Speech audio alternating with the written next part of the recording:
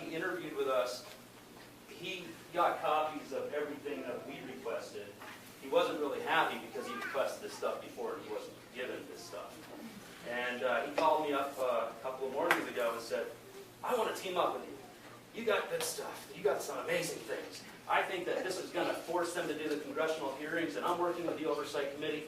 You know, and I'm used to talking to politicians, and I'm like, okay, I'll believe it when I see it. But he's excited. And I heard he's up for re-election too, so that actually helps because he has motive for getting something done. And I got him on camera, you know, saying that he is demanding congressional hearings. He says EPA officials need to be sent to jail, and he'll see to that. I mean, he's making some really strong assertions that we are going to hold him to. You know, we're not just going to air it and never follow up. So we'll see. You know, and until today, I had not talked to Tim Moffitt. But, you know, and he has done his part on the state level. He wants to talk to us. I don't really care who I talk to and who we can use or whatever to get to the bottom of this and get to a good resolution, you know, because we all want the same goal. I mean, I think that you have to remove the soil and just get rid of the problem. When you put new soil in, there's going to be TCE still that's in the ground, but it's going to dissipate and it's going to be gone after a period of time. I mean, that's the only way that I think that you can deal with it. And of course, holding people accountable, sending them to jail, whatever, losing their jobs, that's great. I'll follow up on that. But that's not what you all care about. I mean, that's maybe something that some of you care about, but you want to be healthy. I mean, we all live here. Meadows has agreed to be live for our show on July 24th to give an update on his progress. So he's being held to that. We'll see if he does anything. I just don't want anybody to underestimate the power of the media because it's not about me or him or any one of us. When stuff goes on air and we do a 1 hour special, when a TV station does a 1 hour special, all the media journals in the country do a report on it because it's so unusual. And it catches the attention of national people. So I would love to see this go national because of us. And there's a chance it could. I mean, ABC, 2020, Dateline, anybody can do the story once it's out there. And that's why it's so important that you guys came together tonight, because I wanted to show that people care. Just having you here visually shows that people are concerned. If 5 of you had shown up, I mean, it wouldn't have been a great story, to tell you the truth. I need to show people are concerned, whether you're directly affected, whether you want to sign that petition, whether you want to disclose your health problems or not, I don't care. I want you guys to be helped, and this is helping us just by having you guys here. And I'm going to let Tate give you an update on the more specifics because I'm overwhelmed right now with this information. There's so much information. I mean, I'm losing sleep at night. It's very technical, and I've got to talk to a lot of experts, and we're doing our own testing too, but we're using past testing and trying to talk to everybody who knows anything about this.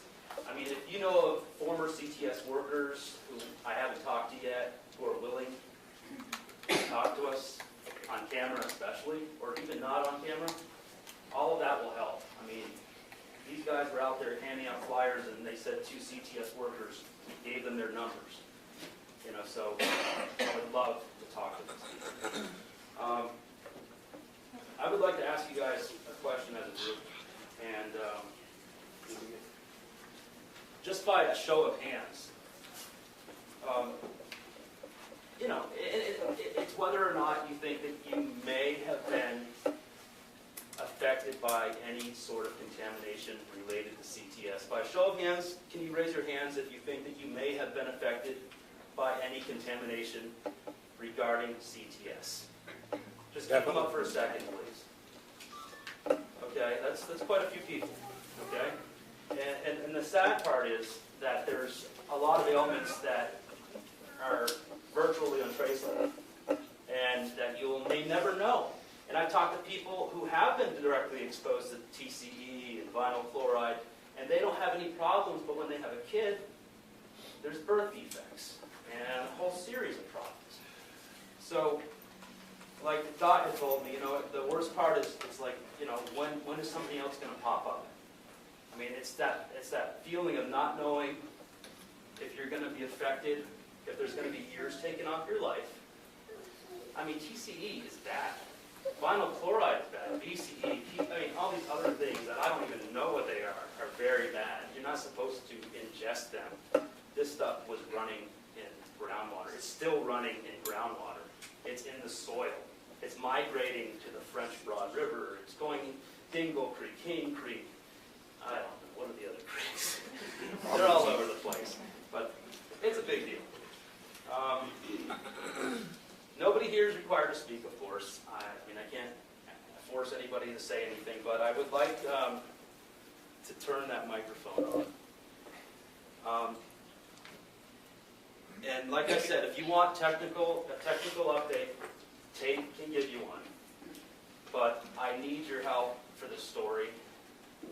I need to show that some people are concerned. If you are truly concerned, or if you have a health problem or something like that, and you're willing to disclose it, or if you have any concerns or questions. I'm going to ask you just for one more show of hands. Has anybody here had a relative who they think died because of being exposed to contamination regarding TCE? 1, 2, 3, 4, 5, 6, 7, 8, 9, 10, 11, 12, 13, 14, 15 people? One is too many. Absolutely. That's just, I mean, that's not acceptable. Mike, can I make a statement? Yeah. I live at Southside Village, and everybody that moved in there years ago, we were not told about that. Oh, I know. And we have a city water, and the vapors may have, be a problem, but our main problem is we can't, the selling of our homes. We have one person that lives on my street that passed away. The father and the son has had 2 people walk away just within the last few weeks because they found out about CTS. And it's Hold on 1 second. They should have sued Here, your village. just hold that up. Okay. Now, Okay. tell me, say this again. I'm sorry. Okay. I live in Southside Village, and I have a neighbor who passed away about a year ago. And recently, his son has had 2 different families come and look at the place, and one was up until the very last day, right before the closing, and they found out about the site and walked away. Then there was another one just this week who walked away as soon as they found out about the CTS site, said, we want nothing to do with it. Now, we have city water, and we could be having some vapor problems, but so far I don't think so. But just being next door to it, has really hurt our values of our homes. Well, I'm also a licensed realtor, and in Florida, you have to disclose that. I don't know how it works in North Carolina. There is as I understand it, Beverly Hanks, who is one of the Yeah. major realtors here, there is a paragraph that's supposed to go in every sale, but as I understand it, for them, they just say, there's this problem, but you need to research it on your own. The realtors don't tell you that much about it. Well, I think that's criminal, but I would assume that there's not a lot of people from Southside Village here right now. There's 8 of us. Really? I'm surprised. Great. Excellent.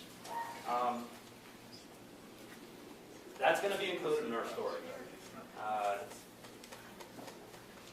There was testing. I mean, you probably know that there was testing on there. They found chemicals, and just the mere fact that CTS is there, I wouldn't buy a house there. I wouldn't. But think about the lot. Think about the provinces.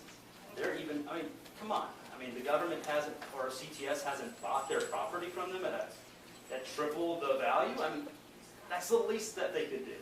So all the realtors in this area would have known that property was not supposed to be sold if they'd been here at all. Well, I don't know if it's law for them to say it, but if it is and they haven't, then shame on them. But I would do that as a realtor, even if I wasn't required to, because I wouldn't want. They're never going to use that realtor One again. gave the permit to the builder was a supervisor at CTS.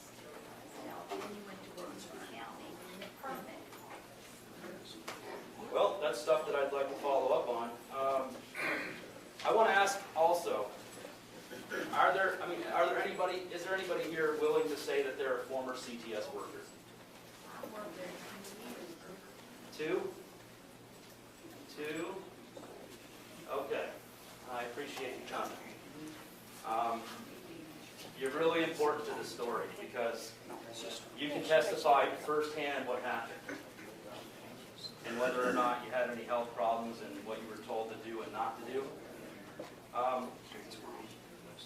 And maybe we can talk after this meeting. I want to know,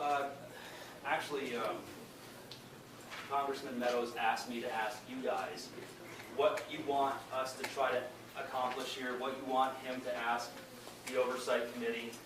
I mean, I am just starting the story, and I have to finish the story in 2 weeks. I thought I would have 2 months to do the story, but I have to do this within 2 weeks. So I need the help from anybody. My business cards, I have some over there.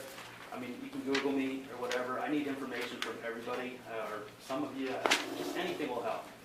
So, I mean, I'd like to get the microphone, and if anybody has any concerns, any questions that they want answered, what do you want to see done? I mean, I'm sure you want it cleaned up, but anything specifically, if you want to say something, now's the time to do it. This is going to be used for our special. We're going to incorporate this into the public's concern. Right here, Mike. Okay. I want to know where all the politicians are. Okay, hold on. I'll go to you right afterwards. Okay, hold on. It's not going to pick up unless you use that. I want to know where all the politicians are. I want to know where Senator Byrd is. How come he's not here? I want to know where Senator Hagan is. How come she's not here? I want to know where the Buncombe County commissioners are. They're not here. I want to know where our federal congressmen are. They're not here. If you look around, there are no politicians here, and there never have been. The FBI has been castrated. The CTS plant has a shroud over everybody. And we know why they have a shroud over everybody, you know what I mean? They got deep pockets. Nobody here, nobody that I know of, okay, has ever had a contact with politicians. One, Tim Moffitt, who was able to get the plant torn down. Thank God for Tim, and thank God for you too, by the way, sir. You know, but where are the politicians? This is a huge community with ramifications not only here, but for the French Broad River, for Dingle Creek, for a whole bunch of places. Yet, all the politicians who are supposed to be elected by us and are supposed to help us, they're not here. Not one has shown up. We went to the meetings at the commissioners. We went. But I went there too, man. They're not here. This is a big meeting right here. They're not here. If they gave a rat's butt, they'd be here. Amen. And that's why nothing's been done with the CTS plant, because the politicians involved will do nothing. They hide their heads. They will do nothing. And I personally remember when I was testifying in front of being one of the people on the Buncombe County Citizens Watch Committee, when I was in front of Buncombe County, going back 4 years now, and one of the ladies who was getting cancer was crying, and all these people did, the so-called commissioners, they all stood there, bowing their heads down, and I said to them, what are you, all on authority? You know, they wouldn't even pick their heads up to look. There's a reason why this happens, why no politicians are here. There's a reason why. They want to run for re-election. This is supposed to be their community. South Asheville is a big community. It's part of where they live, you know. But yet nobody's here, and that's what I'm saying. That the CTS, if you want to call it deep pockets, have played a large role in keeping everything subdued and covered up. And if you think about it, it's the only reason why we don't have politicians here. That's all I have to say. Thank you very much.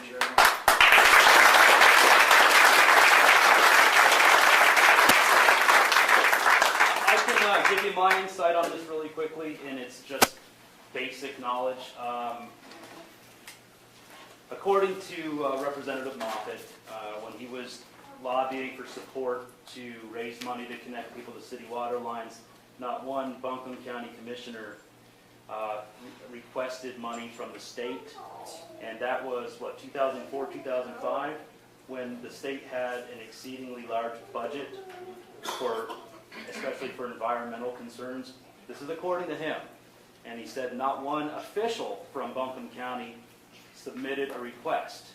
That's according to him. I haven't verified that. But I will tell you that Senator Burr has not even responded to my request for the past month. Kay Hagan has flat out refused to speak with us on this issue. And it's my understanding that she had been involved in this before and had written letters on behalf. So I'm not saying that she's a bad person or that the Senator Burr is a bad person. I'm just saying that they're choosing not to participate at this point. Congressman Meadows. What's that? Sorry. Our mayor. Oh, I It's don't all know. about community. Okay, but, okay. Somebody else wants to say. Hi, I'm Lori Murphy. Lori Murphy. Yes, and I am most happy to talk to you anytime you want to talk to me. Great. I have been involved in this for quite some time now. My biggest question to you is, where is the municipal water lines? Where do we stand with that? We're all waiting. It's coming up around the circle almost a year now since this was approved, and everybody's real excited because we're finally going to get water that we've been trying to get for so long. Can she speak up? Yeah, we can't hear her. She's saying, oh, you want to say it again? What I'm trying to find out is when are they putting the municipal water lines in? It's been almost a year now since they promised us municipal water. We've all been waiting. I've been trying on my own to get it since 2007 and have been told no. So when we got a yes last summer, it was a great thing, but still no water lines. And nobody seems to know when they're going to go in. So I would like to know what you know, or what you can find out for us. The only thing that I know, maybe Nate can help or somebody else can help with this, but talking to Tim Moffett today, he said that they did approve the $4 million required to put in the remaining water lines. He says he has to talk to Wanda Green to find out exactly when that's going to be done. And I said, well, I want you to call her tomorrow then and let me know.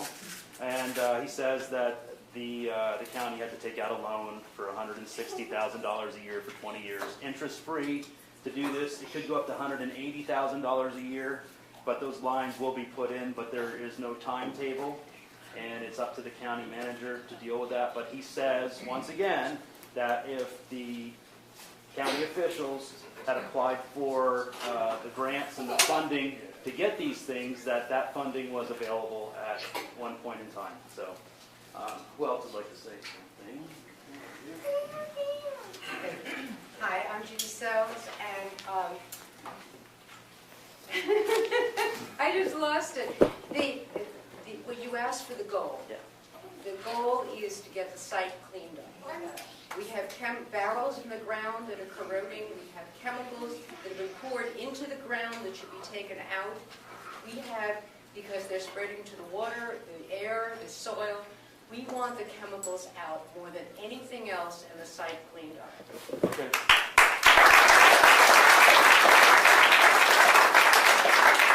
I don't know if any of you have gone to Dot Rice's property, but if you walk along the property and the wind is just right, you are overwhelmed by chemicals. And that's TCE, right? I mean, those are the chemicals that test you. So we're doing, one air test? I mean, and it just will depend on which direction the wind is going. I mean, there needs to be extensive testing, of course, to tell how this is going to affect people in the future. I mean, I'm not a scientist, so I don't know. Is there a general area that you could describe that is affected by all of this? About the CPS contamination? Yes. Okay. Because I saw the people out the other day at the corner of Right. Graves Gap Road and Sweden Creek Road. And I'm going to give you somebody who knows more about that in just a minute. Yes, because I have literally been on this story for about 6 weeks, and I am not an expert by any means, so I don't want to give you any wrong information. But that'll be answered in just a second, I promise.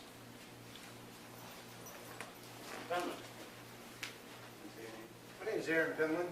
One question I've got with the Congressional Oversight Committee, will they be pushing to find out if the subpoenas are going to be served to EPA members and if they're going to have to answer those subpoenas? That's a very good question that I don't have an answer to.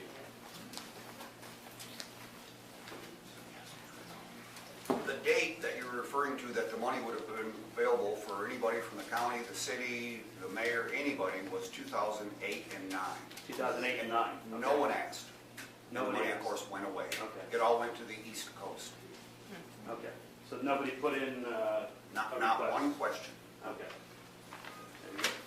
I will tell you one thing about that, What? a little side note. I did get a personal phone call from a politician who told me that she checked into it for me and was told that we refused municipal water.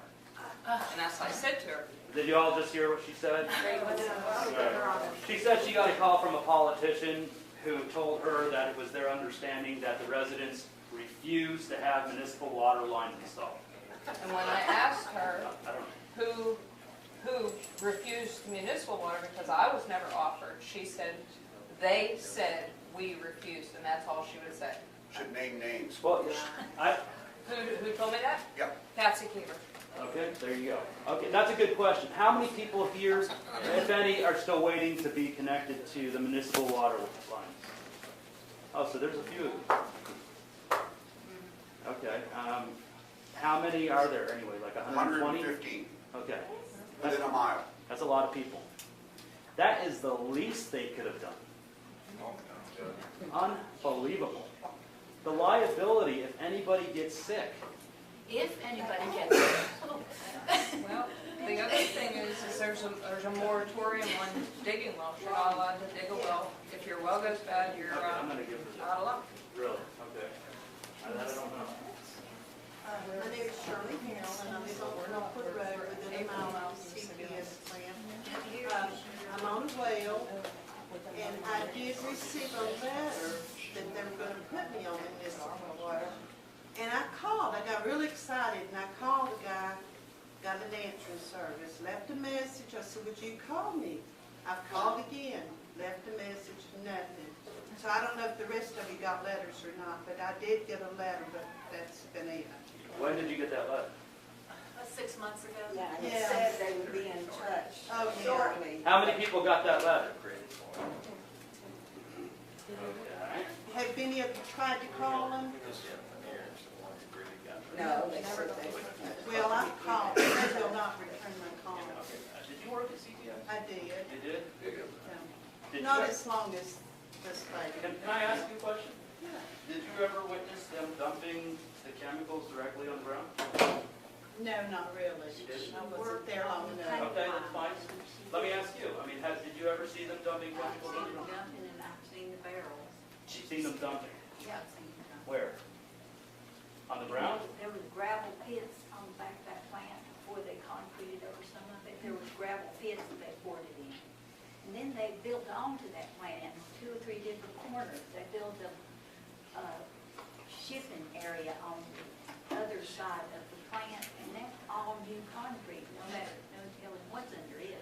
The whole back of that plant, there was a house up above it at one time, a little house. We used to hike, and it was full of barrels. I heard that the cows died and stuff in the area. Yeah, the Browns run a farm down the road, and the cows died from the creek. Really? Yeah, Have you suffered any health problems? I have a lot of them. Okay. I mean, it's hard to prove if that was My hair related. was tested and it all. Okay, so you're the one who had your hair tested and it showed positive for heavy metals. Why? Okay, well, those test results are right there. I didn't, no, well, that's her. Okay, so, sucks to work at CTS, you know? Did they ever tell you what you were working with? Do what? Did they ever tell you what chemicals you were working with? That's the only plant I've worked with several, that never gave you the books, the ISO, the books that tell you what all you're working in. No, So you didn't know what you were working with? no, I didn't, and I ground up fiberglass for years. Did you ever get exposed to it though, do you think? I mean, directly exposed? I was breathing it. Yeah. I was grinding it up in the machine, and we talk about the things that we had to deburr bushings, when they would bring us the pan, it would still be wet with the stuff they degreased it with. That's TCE. Yeah. Right, that's a degreaser. Okay, interesting.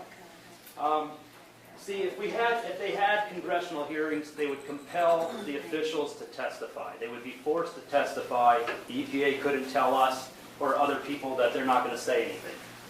And then other people like you and Dot and anybody affected could go there and testify as well. That's the importance of having congressional hearings. It's forcing these officials to tell the truth. And the sad part is that the officials who were directly in charge during this time, in my opinion, the sad part is that they've been promoted and they are holding high-ranking positions with the government right now. So I wouldn't say anybody's been held accountable at this point. And when you see our special, we are piecing this together. It's compelling stuff. And I've done this for 15 years. It blows my mind. Anybody else want to say anything?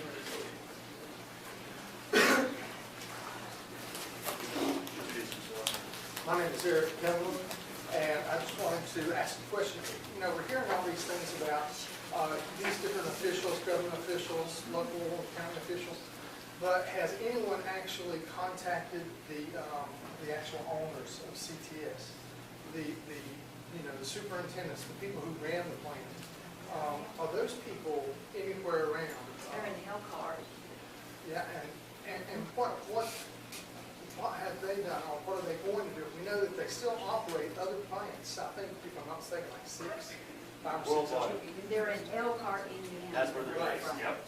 And, you know, the head down there needs to be, Here. you know, he needs to be questioned. He should be a major part of this. He should have to be accountable.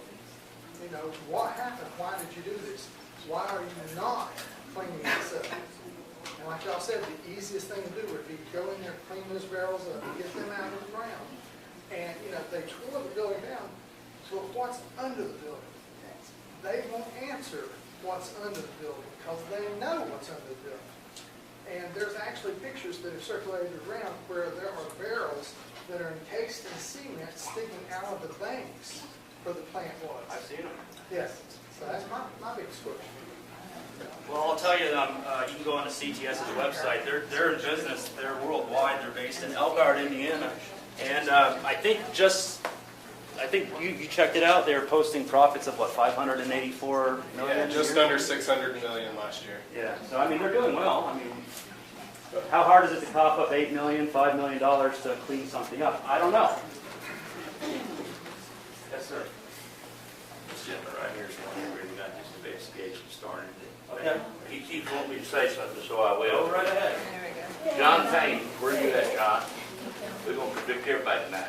He called me and Peggy Bennett. Peggy, are you here? She may not have been here. She counseled a meeting tonight so that people can come here. We had this covered on our TV show that we did here locally over 15 years ago. Dave over there was the one that was really monitoring the springs, okay? I informed Patsy Keeble when she's on the county commissioners, Tom Sobel, David Gant, David Young, and there's one more, and you keep forgetting them because you want to. I told them that CTS was a major problem. They never would address it. They left the building standing so no rain would hit that pollution and push it out. That's why they left the building, okay? And I went up north to a special meeting about how to get rid of toxins. And they used biological additives to break stuff like this up. I told Wanda Green about it. I told the county commissioner about it. Nobody addressed it. We have on tape EPA saying they dumped it. We have Bill Stanley on tape saying his buddy Norman Lewis, who's the superintendent, who's now dead, knew that they dumped it. And they did dump in the county commissioner meeting. We have the EPA in North Carolina saying they dumped it. That's the reason nothing's been done right there. They're all guilty, down as they can be. Every one of them, right up to here. But what I want to say to you tonight is you're going to add enough clout with what you're doing to finally push the button. Now, the reason the senator's not going to get involved is the last contract they got last year was a major contract, a defense contract. They shut this plant down, moved it to Mexico. Norman Lewis lived in Brownville, Texas. They had to put enough gold in the station wagon in the secret compartment to go across the border to put the switches that they used for a day because they would steal the gold, okay? So that's why they escaped. They also leased that plant to some of the former workers after they moved and kept doing metal plating there because the small plating units didn't have to meet all these laws. I just, Stoves in there too. do what? I built corn burning stoves in there too. Yeah, that was leaves to them, but I want to thank you for what you're doing and these people for sticking together, because they've done everything to break this group up, folks. Don't let them break you up.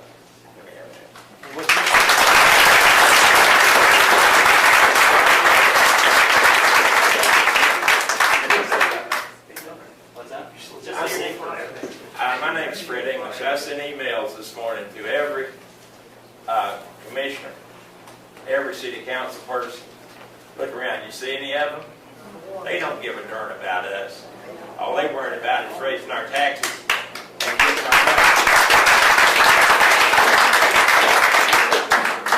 Thank you very much. Norman Lewis, I believe, is dead now. Yeah, you did. Right, okay. Norman Lewis is the guy in 2003 who testified or gave a statement to attorneys for CTS, because CTS was being sued by the EPA for liability, and I'm sorry, IRC was being sued. They owned the building before CTS in the early 50s, mid 50s. So they, after IRC got done, CTS took over. Norman Lewis worked for them. Apparently his mom lived across the street.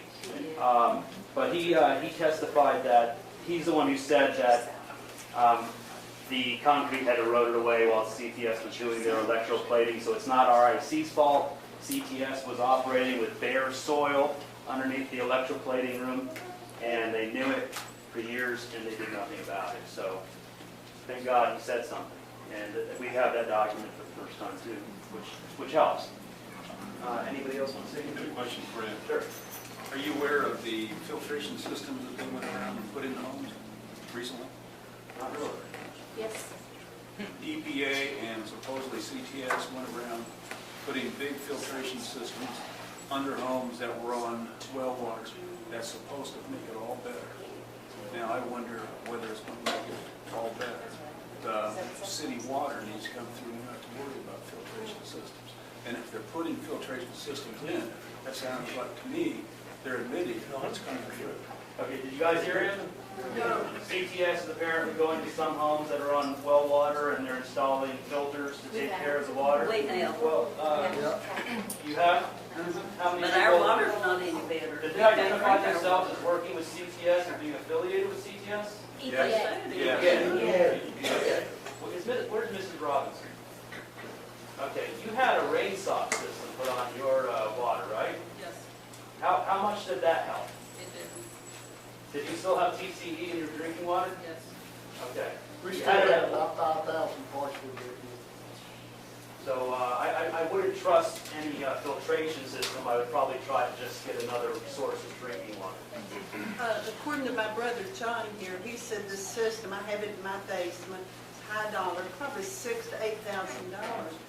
And I called and I keep getting on the city water, a little over 4,000. So I asked them, why didn't they put me on the city water instead of spending it on the filter system? Who installed the filter? On On behalf of EPA. what's the Last September, I think. Yes. Okay. And you didn't say you didn't want to be on city water, right?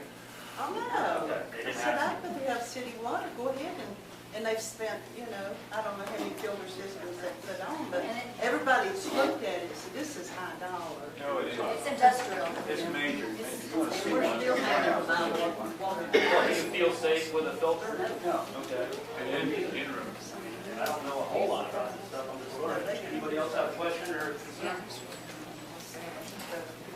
Years of inaction, the years of people dying, people's health, real estate plummeting, Asheville basically becoming a Superfund site.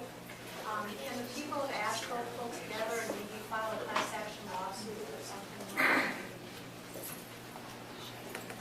That's a great question. And I'll tell you my experience in other stories.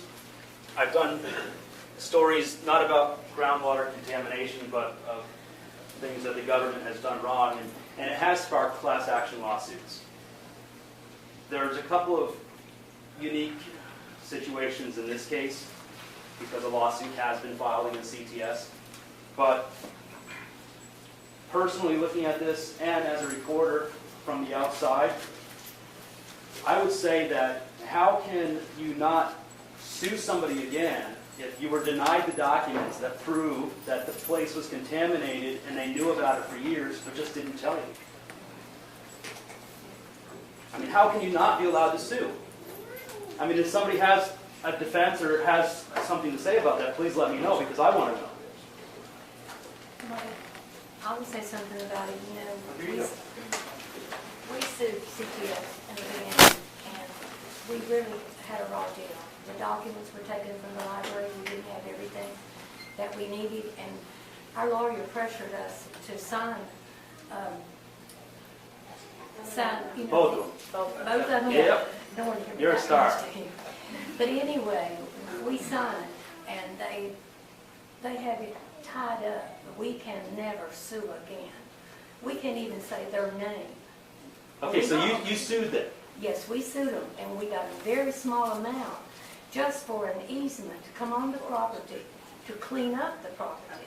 Okay, and everybody knows who Dot Rice is, right? Yeah. And they, Becky and I, were the only ones at the time that had a lawsuit.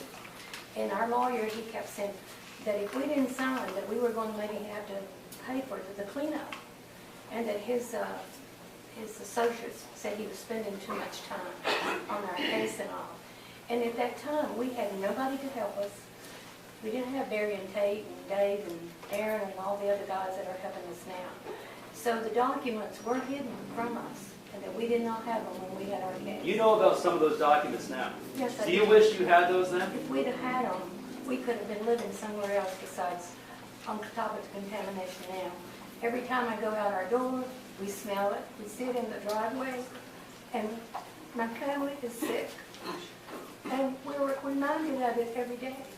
But, I mean, CTS has said, if we say their name, they'll sue us. We're not supposed to do anything. You can't even say the word CTS. They don't want to say the word it's in your settlement. Right. It's in our settlement, but we're not supposed to mention that. I interviewed Dot already. She was not allowed to say CTS. Can't say how much she walked away with. How much did your attorney get? About 100,000. Okay, did you get 100,000? Did you get anything close to 100,000? No. No. There was 12 of us. I had 2 sons and 5 grandchildren, and it was Becky and her. They were 12 of us together. The total settlement was $300,000. $300,000 settlement. For The 12 attorney people. gets $100,000. For 12 people. And 12 people have to split the rest. Okay? Tell everybody what your husband has gone through. Well, my husband has a pituitary brain tumor. He has had 6 brain surgeries. 6 brain surgeries. They still haven't gotten all of the tumor. Okay. His memory is bad. He's weak. Some days he can get up and go and do things. Some days he can't. He continuously has to be monitored. I have to do his pills. He's not able to even take care of his own medication. And you're not doing so hot yourself. No, I'm not. I'm 75 years old now, and this has been going on so long. It's really taken a toll on all of our lives. My 2 sons have some medical problems. All of us are bound down with anxiety and stress. Have you been diagnosed with anything? I've had 2 thyroid tumors removed. My husband, like I said, had the 6 brain tumors. My granddaughter, Brandon's mother, she has had 3 brain surgeries. She has 3 shots in her head, 2 in her back. She's not been able to take care of her boys for 12 years. He's living with a grandmother in Florida. I have a 14-year-old grandson I'm taking care of. His dad was a policeman and was killed in a car accident. And our whole life has been destroyed. We were in the military for 20 years, and our last duty station was Durham. We drove back and forth on weekends and built our house on Mills Gap Road. We thought that was going to be our home and the property. We had 15 acres of land for our children. But all of it is just gone. And EPA, they have never once tried to do anything to help us. I don't believe. They have hid things from us. They came on our property and they made tests without our consent. They never even told us the results when they found that it was contaminated. And the only way you found out 9 years later, No, not that's because right. the EPA told you about the contamination. No, and we had been drinking the water for the additional 9 years. We had someone to come clean out the springs. And it was down off over the bank and it had grown up. And so we had this man to come clean out the springs. And oil and everything was down there. So we immediately called EPA and they came out and then they called Alana. Don't drink the water, don't touch the water, you know, it's dangerous. And so they did put in municipal water for my son. That's my son Terry down, Larry, my son over there. And we have had so many illnesses. My father-in-law that lived on the property, he died with esophagus cancer. I had a sister-in-law to die, worked at CTS, age 55. Shirley back there, a cousin of ours, she has had sinus cancer. Her husband died with lung cancer. And I have a list here. You went door to door? Shirley and I went door to door. Door to door, okay, within a mile? A fourth of a mile. A quarter of a mile of the CTS site. Knocking on doors to ask, hey, does anybody else have a health condition? Cancer? What did you find? We had found 64 people. 64? 4 people in a fourth of a mile. 64 with cancer? Yes. That seems like a pretty high statistic.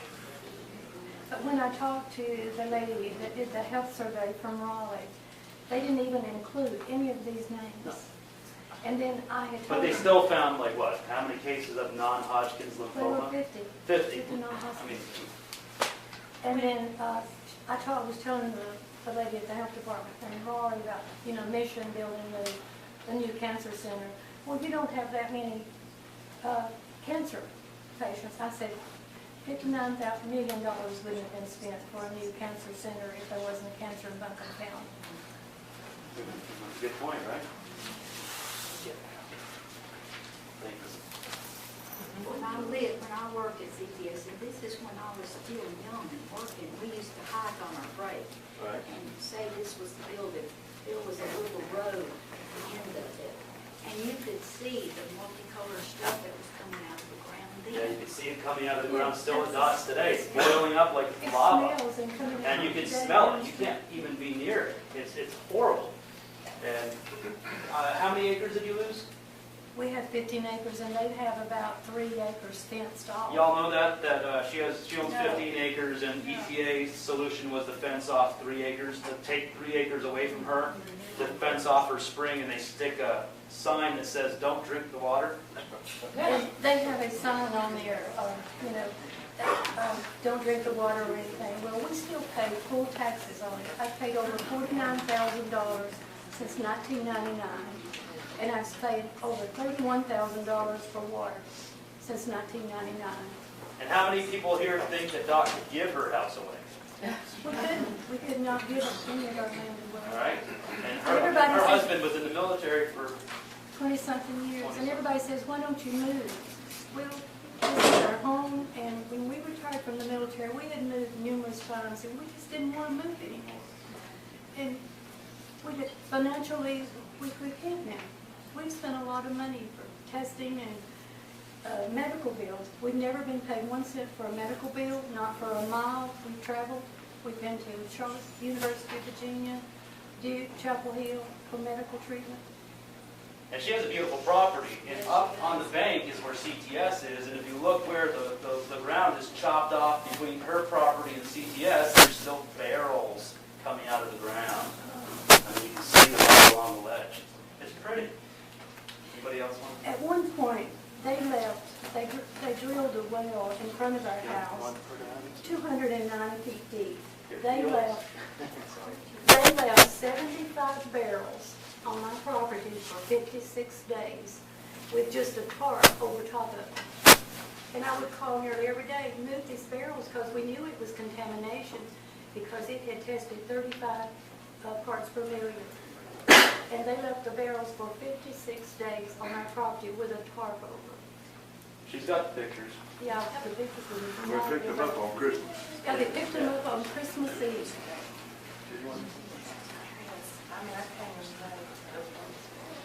Is there not any way to actually make the state or the government have to fix this? I mean, it's been proven, you know, can't there be signatures of all the neighbors that have cancer? You know, and I don't know, but is there not a way to force the government or the state to actually take the responsibility and clean it up? That's the question of the night.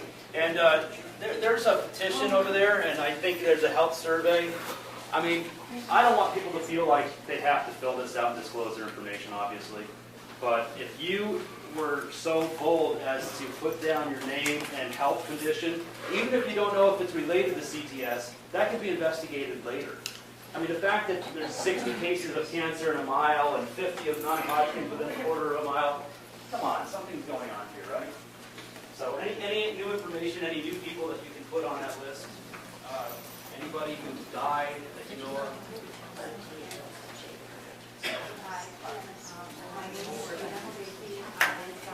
I feel like I'm in a deja vu because I was in this room in 2008 when this show found out, and I'm hearing the same thing that you have heard all the time. But my question to you is, I'm not from this country, and I moved here to live at peace, to make sure that my children live in a great environment where everything was good.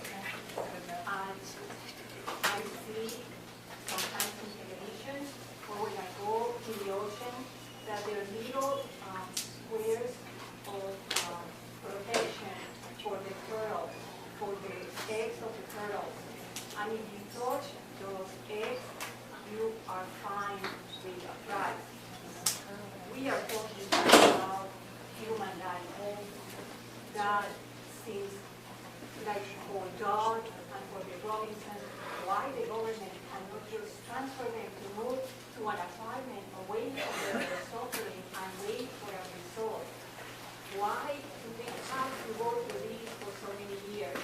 And still people are very concerned about the water, but I still continue to worry about the vapor that we are all breathing and nobody's doing anything. We worry about the water, which is important, but what about what we're breathing? Because what they did is they just took the ugly, building, and everything is inside. Everything is there every day when I drive there, and I live in Southside Village, and I wish I could sell my house, and I wish I could live out of here, but I am an honest person, so what am I going to tell the person that is going to buy my house? Excuse me, they like super fun. Who's going to buy my house? So I think there is time to do something. We have waited so long, like I said, deja vu, like I feel like there were some politicians in the room that day on 2008 that actually told me to be quiet and told me not to remember the past, to continue forward. What do you mean not to remember the past? These are families that have scars in their life, people that have died, the Robinsons, they have children that have suffered so much. It's time to stop. This is America. That's why we keep to be here. Where is the justice?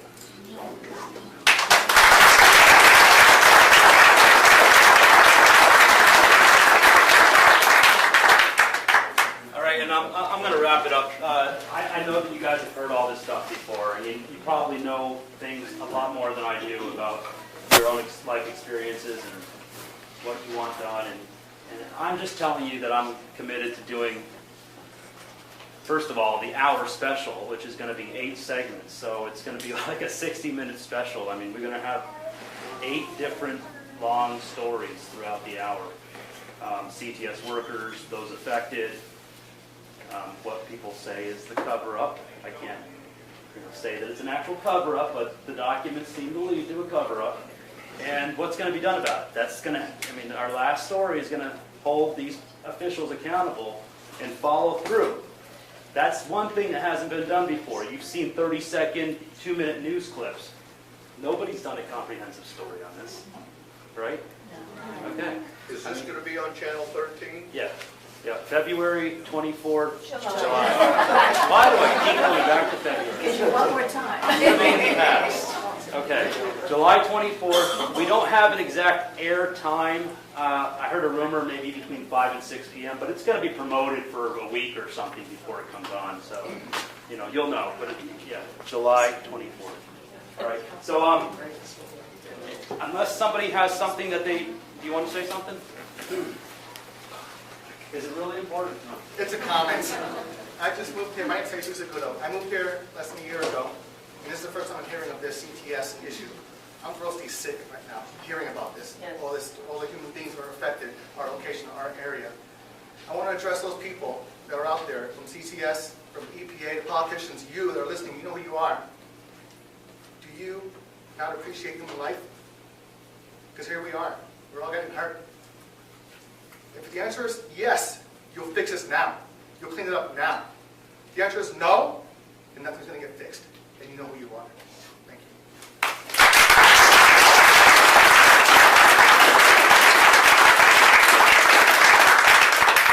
All right, I'm gonna let. EPA was parked up there at CTS for months. They had a trailer, and they would park them. I know. All I can say is I have 63,000 pages of documents to go through. And if it wasn't for Tate and Barry and the people, they have, and Aaron, there's people who actually have dedicated literally 6 years to this. Yes. And when I first met Tate, I thought he was a walking encyclopedia because he would come up with the date, the page number, I mean, the appendices, and I was like, I don't want to deal with this story. It's too complicated. It's overwhelming. So we met many times, and he started to break it down into little pieces for me. And that's when I started digesting it, and when he showed me the documents, he's like, we were at Starbucks, and he was looking at my CD, and he jumped out of his chair and started pounding his fist, and I thought he was going to hit me because I keep raising my voice because I argue with him because I get frustrated that he talks over my head because I don't understand all this stuff. And he gets so excited because he found a smoking gun, a map. And I think he's going to tell you a little bit about that, but it's a very important document. And somebody's raising their hands, so I... Just a question. Oh, I want to know, is this going to be limited to your investigation to CTS, or will you be looking at other contaminated sites around the county that do exist, by the way? That's next.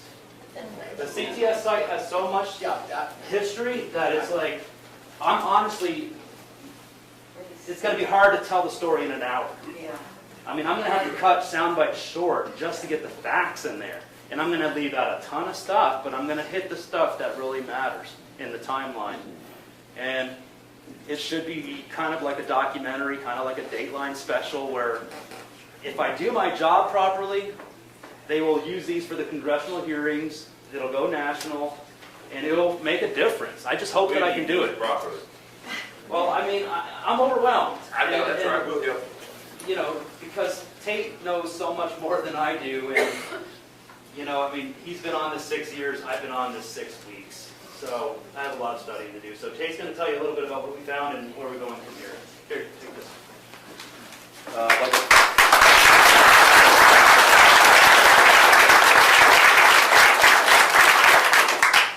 I'd like to just thank everybody for coming out, and I know it's hot in here and the lights are on, and it is a small sacrifice to pay, considering how much suffering has gone on in our community, and how much of it's been silent suffering, and how much of it has been not knowing what the cause was. And I guess the thing that has been sort of most disheartening is the people that are paid, that we entrust our safety to for human health and the environment, they did not do their jobs properly. And I got involved because of Barry Duran and because I had a leaflet in my mailbox, and some of you may be here tonight because of a leaflet in your mailbox. Mine said that my water supply might be contaminated, so I came up here in January of 2008, And I met with Barry and Linda Ivan and Dave Ogren and Aaron and the Rices and so forth and so on. And we collectively have invested a great deal of time trying to find out what happened. And first and foremost, we want to hold CTS Incorporated accountable for what they did, because they are the primary responsible party. We also want to hold those officials who are elected and appointed, who are drawing a government salary, accountable for their role in not having it cleaned up. And so I want to tell you that we have a couple of websites that you can go to get more information. We'll be having more meetings. We used to have frequent meetings, and then, this is the first one we've had like this in a year. And it's a testament to your commitment to your community that you're here. And so I want to tell you that we've been asking for certain documents for years, and we never got them. And our senators were asking for the documents that we were asking, and they didn't get them for months. And then when they did get them, they were altered and manipulated. And it wasn't until WLOS with Mike Mason asking for the documents that pertain to the site that they initially said no, and then they overwhelmed him with 62,922 pages of documents. And we know the documents well enough that we were able to go through the ones that we've been looking for. And I want just to do one thing, and then we'll leave it at that. And I wanted to show you the thing that's most disturbing. And we presented this to Congressman Meadows 2 weeks ago and gave him the information. He was gracious enough to give about 40 minutes, one-on-one, the two of us sitting on a couch in his office going over the material. And I'd say probably 8 to 10 minutes in, he put his hand over his mouth, and the gravity of what he was looking at and dealing with started to sink in. He said that he wanted to hold congressional hearings. And it's through that kind of accountability that we're going to get a cleanup, and CTS will be held accountable, and everyone in our community will be satisfied with the outcome. But the thing that got him was the fact that when Mike was showing me the discs that they had given him, there was one chart that we had never seen before. And I made notes on it because I gave it to Congressman Meadows. This is the sampling plan in 1990 that they were going to engage in for the first time that EPA was going to be sampling the site.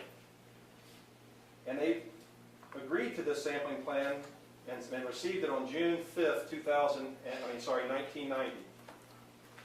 And it changed. They were never going to go on your property, Ms. Rice. In 1990, they had no intention of sampling on your property. In fact, the sample that they took on your property was way behind the plant, where the houses, Ms. Carson, where your house is, that's where they were going to sample.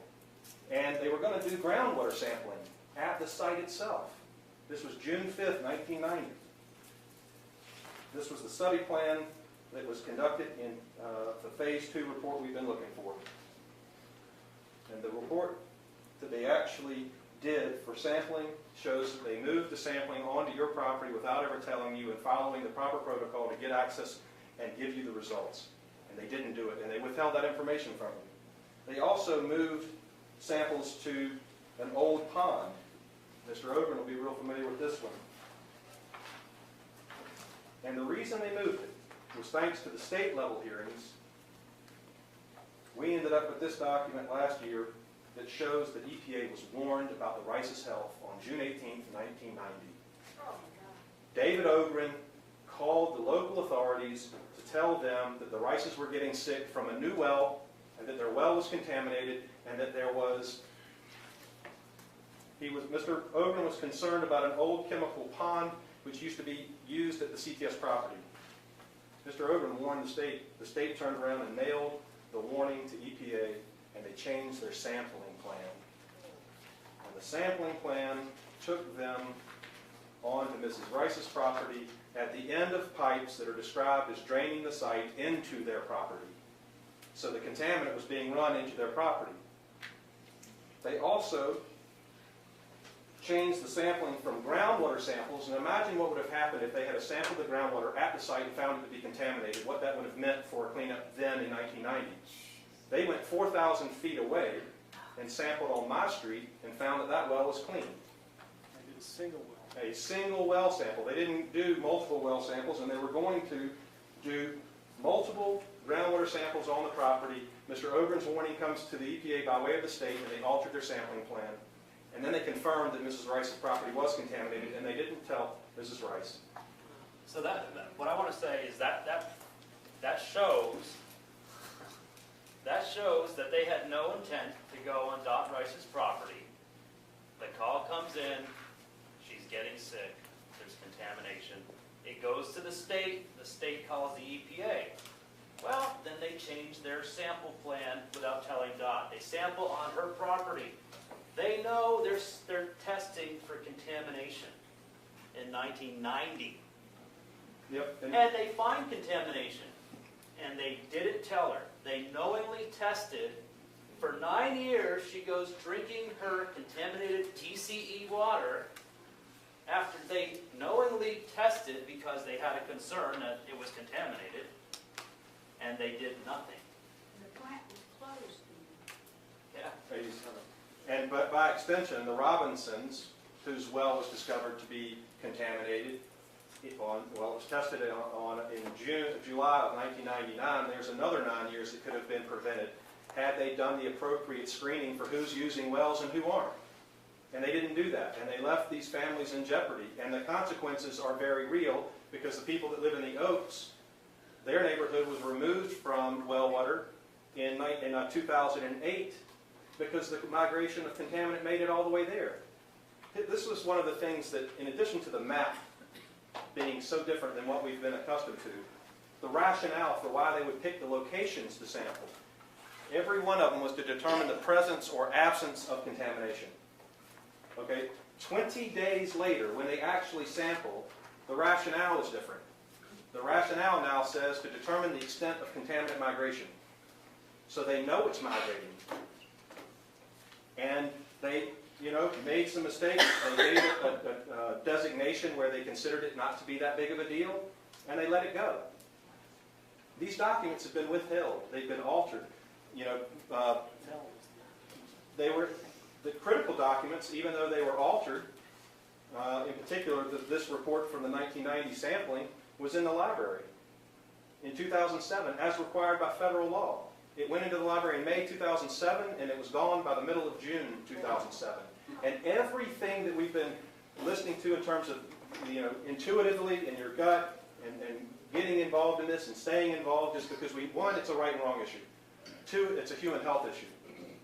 And so if you get it, you got to stick with it, and that's what we've done. And Barry had photographed the administrative record that had all the files that showed a lot of what we were, knowing was mistreatment of the Rice family and the Robinson family and the rest of the people, including the homeowners who got duped into a Southside Village development built on a Superfund site.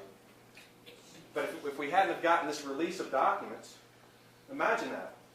I don't know that Zero Dark 30 and the hearings on that have generated 62,000 pages yet. But one of the things that they did that we talked to Mike about was the fact that this very report that we've had 3 or 4 versions of, it's taken on 3 or 4 incarnations. The one that I first spotted was the one that was used in the NPL scoring, the National Priority List.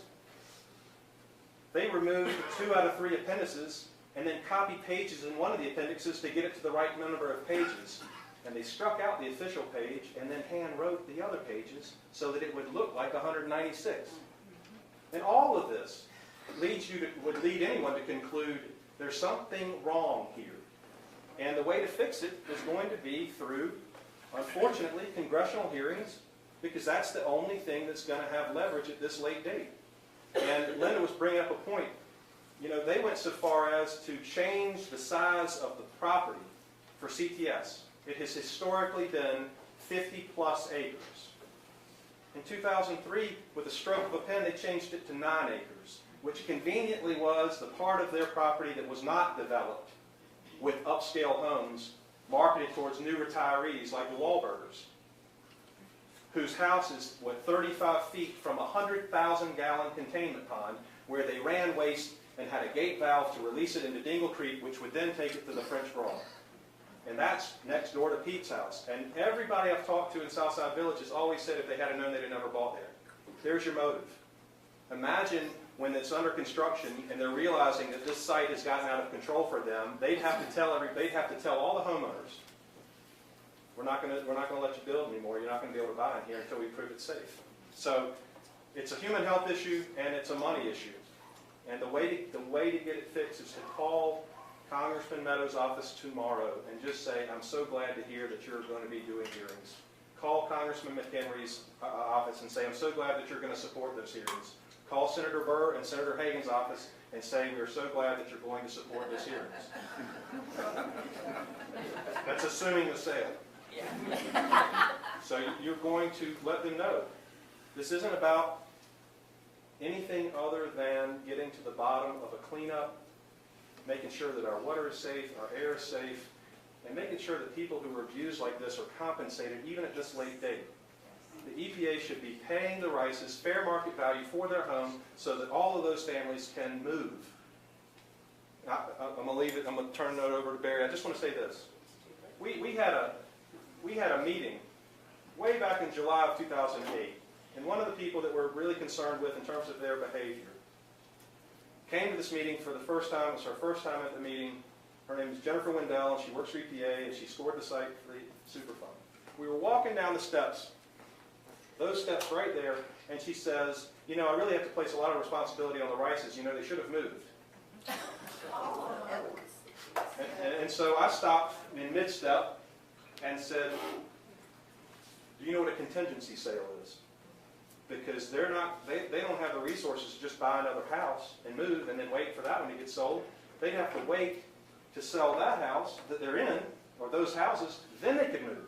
And like you said, I don't believe you could give that property away, even as beautiful as it is. It's contaminated, and the documents say it. So that kind of disconnect is where we're going to reconnect the agency with what it is they're supposed to be doing. Because I want to say this, as upset as we've been with a few of EPA's officials, I am not going to broad brush the agency and say they're all doing this. That is not fair to the really good men and women who work there, who do their jobs quietly, and who protect human health and the environment. But I'm a school teacher, and I've got one of my students from San Diego, Wilkos, here. And she was in my class. If I had caught her cheating, I would have held her accountable for cheating. If I didn't, then I would enable her to cheat in the future tests. If we don't hold the ones that have cheated us accountable, then we'll enable... y'all list all these realtors that sold these people this stuff. Put them in the paper. I want to know who they are. Make sure they don't sell to anybody else. Put their names in there. Well, Mary Sue, I have to admit that my name would be in there because you know what? I worked for Beverly Hanks. I was the realtor who helped buy. I was the buyer's agent for my own home, and I didn't know. Well, Chuck Beitner, as soon as they closed the plant, he went to work for Remax. Him and his wife both. Maybe they sold something. Maybe that'll be a follow-up. Anyway, with all this work, a lot of attention falls on those that do a lot of speaking. It's been an honor for me to be tapped with the speaking part.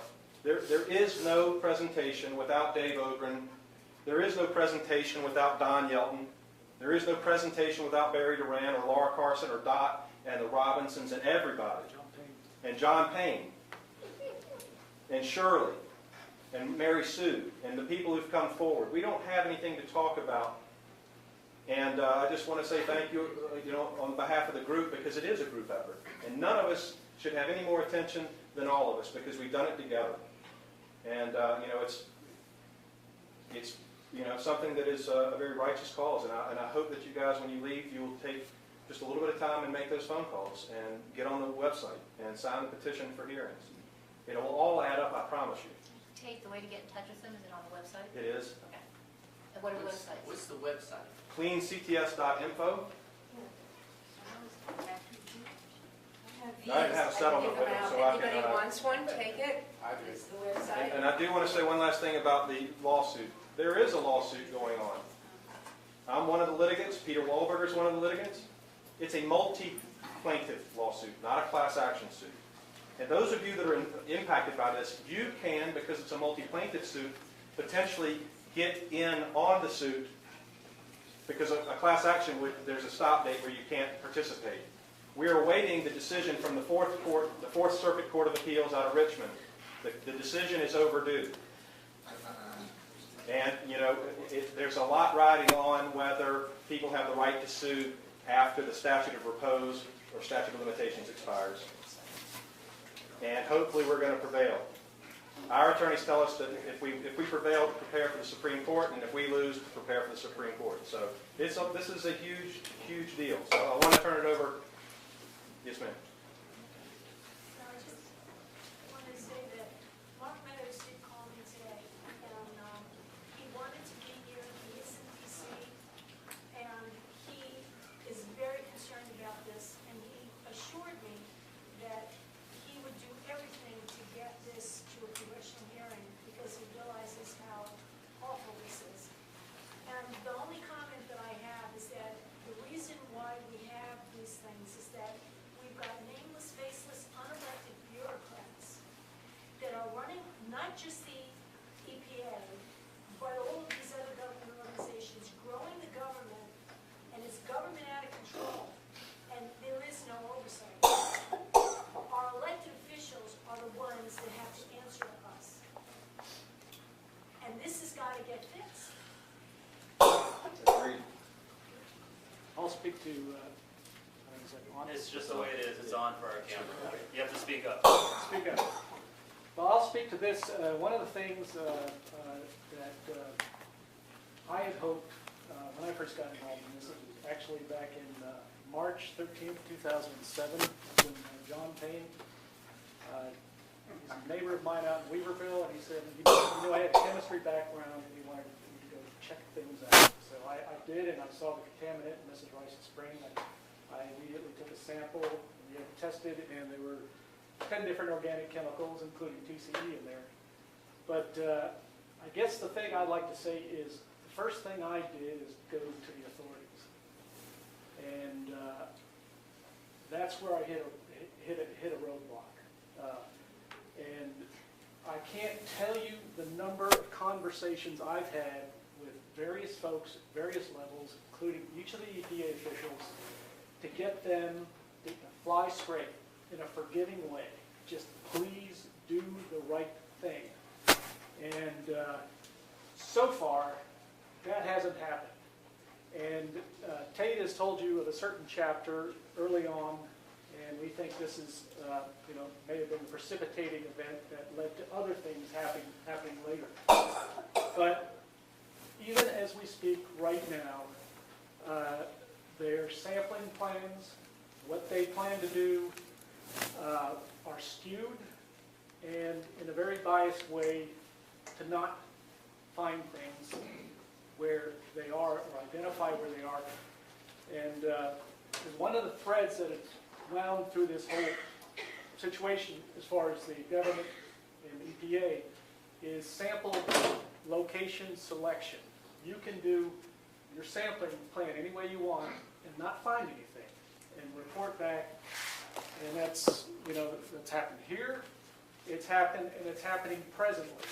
They are doing, right now there is a proposal to do it's basically a site characterization sampling. It's called the NAPL, that stands for non-aqueous phase liquid, just to get technical. But the purpose of that is to characterize the site for the future, to report it as it is. And they have conspicuously not sampled in areas where Mary has mentioned there was dumping, where there was an old trench, and including, if you go back to the 1990 report, all the areas that they were going to sample back in '99, they're not sampling there. So they're creating what they call a plume map, and it looks like it's 2/3 of the 9-acre property, and it's on Mrs. Rice's property. It's not anywhere else, but they've never, scientifically, you can't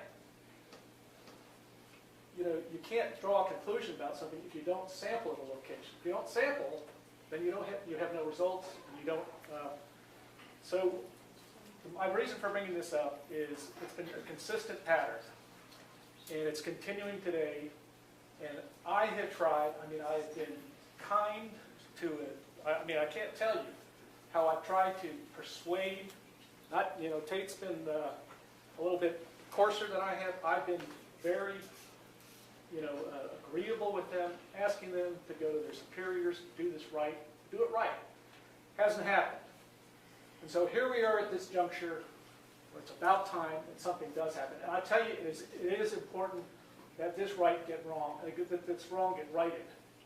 Because these same officials who were on site in 1990 have now been promoted to regional directors. That means they cover 8 states now. Same people now have been promoted to the highest level. So imagine if you have that kind of judgment at a higher level affecting that many more people. So there's an absolute responsibility here to hold accountability, to hold the right people accountable. And so anyway, that's basically it. Renee? Renee? Yeah, they would not test our property until we asked them. And I think they were hoping everything was going to go away. Then they tested our property, tested our well, and it had, what? A lot. 1,400 and 1,290. Yeah, parts per whatever. Parts per billion. And then all of a sudden, they acted like, they told us not to even touch the water at that point, and sent somebody out that night from the EPA with bottled water. But they wouldn't test until we asked them to. And you had a 9-year-old grandson or And it's not just drinking water. We're missing it by just talking about the drinking water. The groundwater impacts the surface water, and the surface water impacts the air. That night, we had that $1 million meeting in here with all them men. Why didn't we make them down here and drink that water? Well, and again, even with Renee and David Bradley's well, they withheld the true nature of the sample, and I gave you a copy of their press release saying that they had elevated levels. These were almost 500 times the state limit that they are drinking and that the 9-year-old in the home is exposed to, and they predicted it. This is the part that, if you're not somewhat agitated, this will be the doozy. They predicted that if the site was not handled properly and an action undertaken and completed in April of 2002, that the site would worsen. Not a might worsen, not potentially. They said it will worsen if we don't act. That was April 4th, 2002. And it was a time-critical event. And what Barry referenced about this site characterization plan, they were supposed to do that in 4 to 6 months. And that was 137 months ago. Can you just speak to the air quality issue a little more? Yep.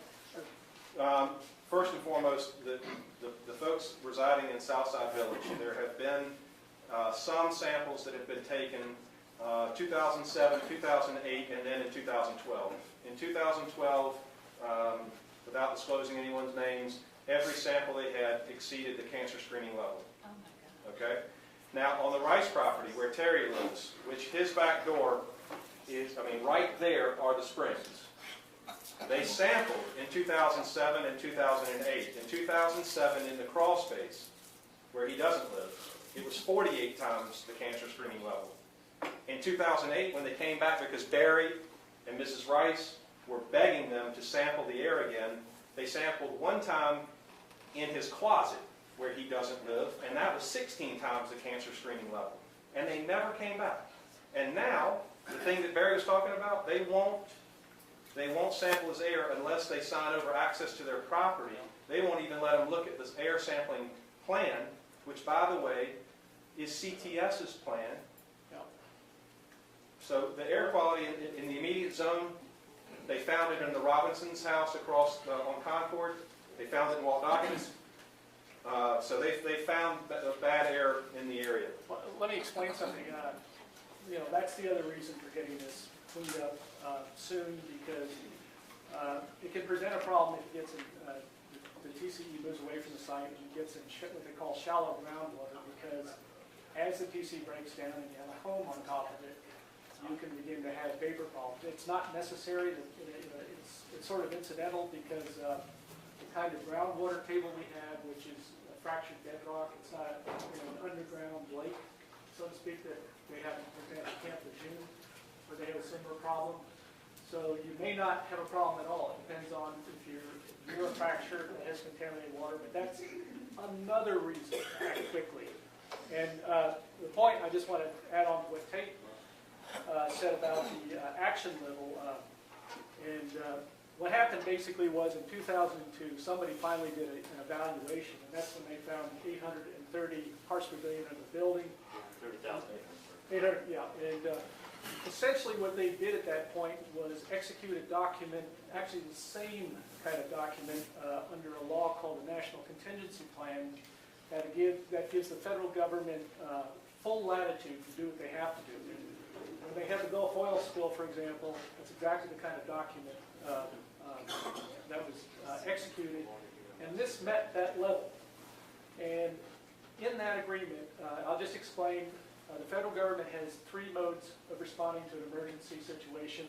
If there's a spill or something like that. One is emergency, that means right now. Then there's time critical, and there's non-time critical. And this was very clearly identified as time critical, which meant they had 6 months to start on this. And that was in April 2002. They executed that document.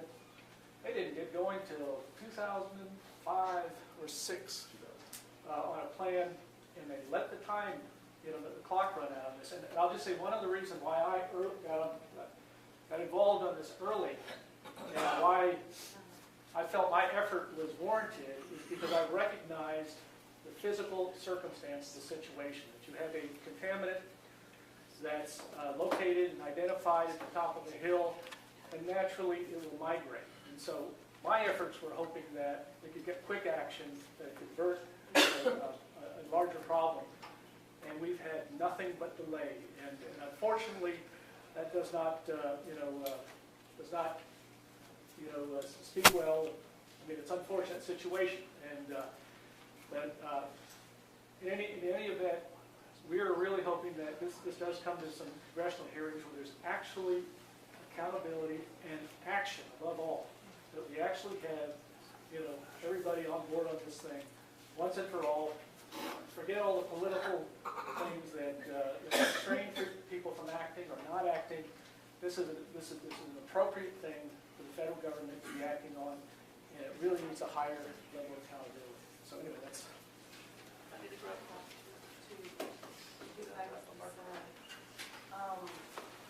did you say that the CPS plant had owned 2,000 acres? No. How much? 50, well, they started out with 66 acres, and by the time they sold it, it was 53 acres. And they tested 9? No, they tested throughout the property and found it all over the property. What year was that? 1990, June 25th and June 26th, 1990. They reduced the contamination site to 9 acres. That's the only part that's really on the national priority list now that's getting taken care of. But it was called, It's a surplus site. It's very complicated. Yes, ma'am. And the other question was, is there not any way, how far can that spread, the contaminants? And is there not some way to actually have people that have been studies done locally that are sick with cancers to see where they live and how far it is, and see if they could be part of The data will drive the determination, so to speak. So it all depends on how they collect their samples and when they do a health survey. And so I'll say this, the state did a health survey. They concluded that 49 people had been diagnosed with non-Hodgkin lymphoma within a mile of site, and we have had an additional diagnosis since then. And that was completed in 2011. And that was just a mile. That was 1 mile radius, that's right. All And, people within that mile? ma'am? Had they health review with all the people within that mile? No, ma'am. Just ones that- What they could get from doctors' offices where they could release that information. Had they been doing it with the appropriate type of survey, they would have gone door to door with an inventory machine to upload the information they were getting door to door. That would have been, and that is the proper method.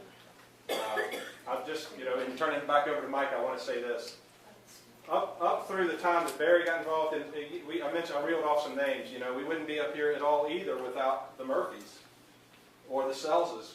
And, it's just really important to understand that they spent, from 1989 until 2007, $326,000, they being EPA, That's all they had in that site, $326,000. From 2008 until March of this year, $8,246,000. That's one sampling event after another sampling event after another sampling event without cleaning up the source. Now, again, why would you continue to want to see how far it went when you knew where it was coming from and you didn't clean it? Then you could go find out how far it went, but you would still address the contamination source, the soil, as Mike put it.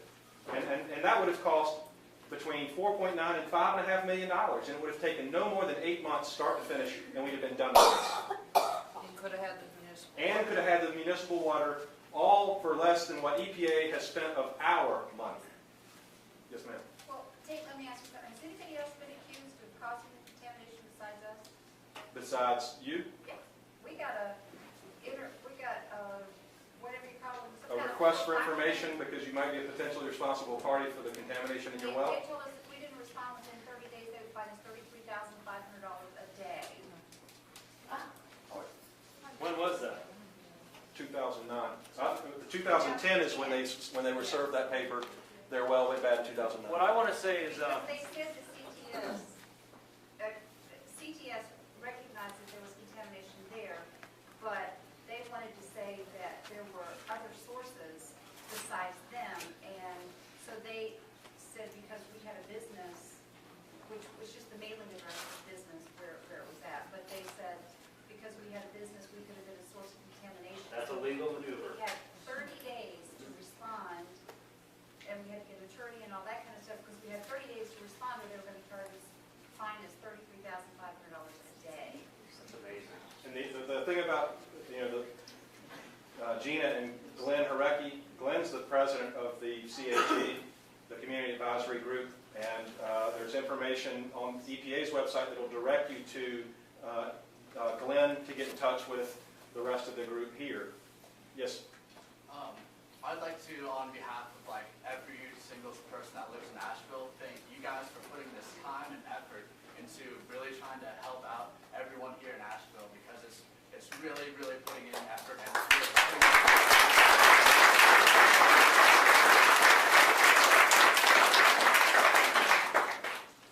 Yes. There are so many parties that are culpable. Who are the defendants in your lawsuit? CTS Corporation. No one else. We have not sued the US EPA at this time. Some time ago, the EPA IG, Inspector General, for anyone who's not familiar with the term, did a series of 2 or 3 investigations. Those, my understanding, are all complete. 2 of the 3 are complete. The first 2 were operations and practices investigations to see how they were doing their jobs. That cost $502,000. Okay, so they spent more money investigating the operations and practices that EPA spent from 1989 until 2007 operating and practicing, and they concluded that there was, that they were operating pretty much just fine. There is an ongoing criminal investigation through the Inspector General's office, and I met with the second highest ranking criminal investigator at EPA 2 weeks ago and the director of the Hotlines investigation in Washington. And that investigation is ongoing. Do we have an expected end date, or?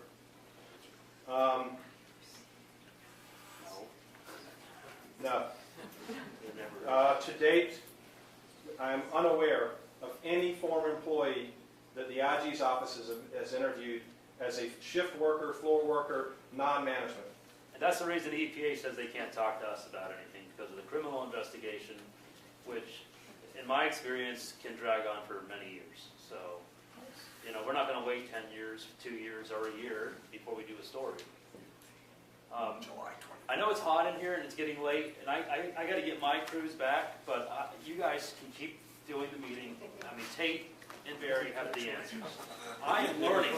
I mean, just today, I learned that when Southside Village was being built, or the developers were trying to break ground, that the state said no. You can't do this because it's contaminated. And so they went over the state's head, and they did it anyway. They did it anyway. So, is that legal? I don't know, I'm gonna look into it. I mean, I'm learning this stuff. But I was gonna ask of everybody. Crooked Realtors and Bob Hunter, who was in the permit office. Right. What I wanna ask you guys though, before I go, because I'm done, and I know it's hot and it's late. If you have information that I don't know, because I'm learning stuff from you guys that I haven't heard before, look me up on the station website. It's WLOS.com. I mean, you go to bios or whatever, or I don't know. I mean, it's easy to find me. Just email me information. If you want to be interviewed, if you have information for me, I mean, I would love to have a group like this live when we do our special. We expect to have like the anchors out at the CTS site fronting the newscast that we're going to be doing. I mean, Mark Meadows is going to be live wherever, and you know, it's going to be a live thing, like a real newscast. So I would love to have you guys come by, you know, July 24th. At the site, that was going to be broadcast. Well, we hope to have the anchors doing it, because the anchors are going to be like Larry Blunt and Darcel Rhymes.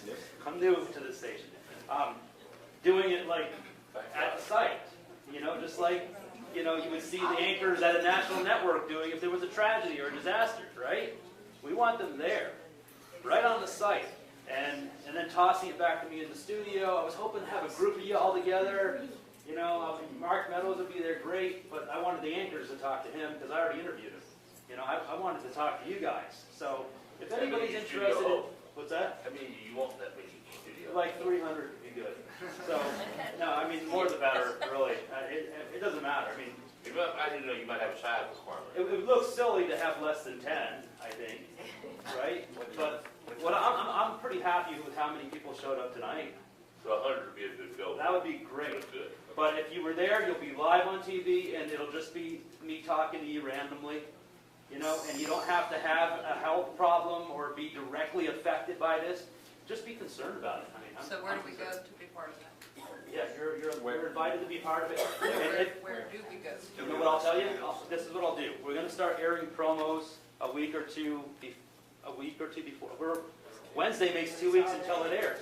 A week before it airs, our promo girl, Katie, happens to be here right now. And what I would love for her to do is maybe either the promo or the anchors say it on the news. And we also want you to be there. And this is where you go at whatever time. And I'm sure we can get the word out via email. Tate will be able to help with that. And you'll know closer to the time. It'll be on the news too. Exactly when and how.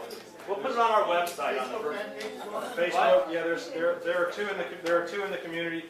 One is Facebook.com/clean CTS info, and the other one I think is Facebook.com/clean up CTS Asheville. If you just get close, it'll pop. I'm a member of both of those. Dave? Mike, maybe if you passed out your phone number, then nobody'd have to look it up. Well, who has a pen to write it down? I left 30 cards there. I don't know if they're still there. And we can post it on the website as well. CleanCTS.info. It'll take more. Or go to WLOS.com. I'm on there. But the thing is that if you show up, it'll look great.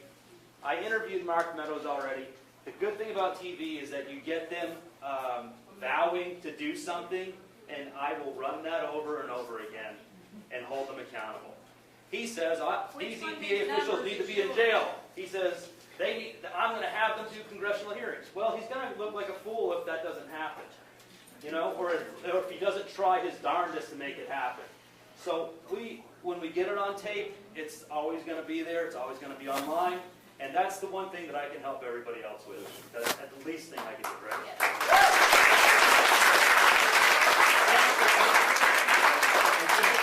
One other plug.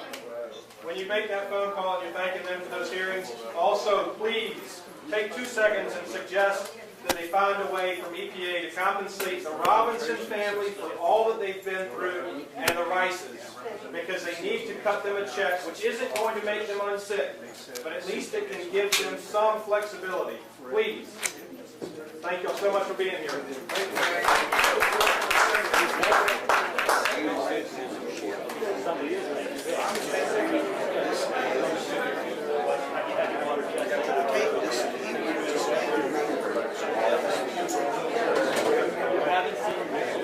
God.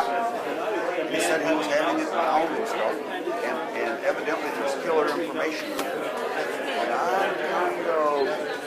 This about the time when you...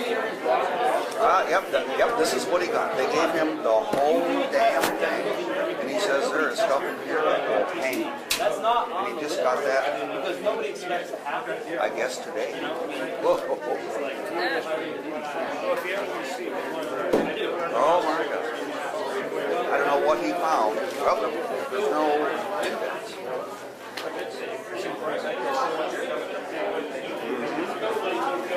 There we go. Okay. Interesting to sit down and Hey, read that hello. document. How are you, sir? I saw you back there. Yeah. Turned around, I thought, oh my gosh, John Payne. I think a pretty good turnout.